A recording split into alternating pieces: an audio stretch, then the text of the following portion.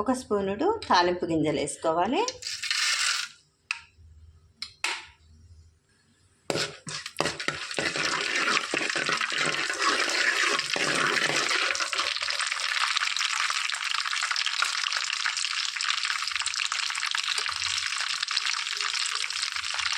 వెల్లుల్లిపాయలు వేసేసుకోవాలి.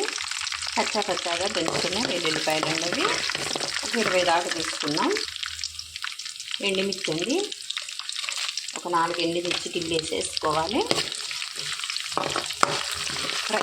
ఫ్రైలలో ఏ ఫ్రై అయినా వెల్లుల్లిపాయ ఎండుమిర్చి చాలా టేస్ట్ వస్తుందండి. మంచి ఫ్లేవర్ ఇస్తుంది, మంచి టేస్ట్ వస్తుంది. ఫ్రెష్ కరివేపాకు వేసుకోవటం వలన మరంతా టేస్ట్ పెరుగుతుంది.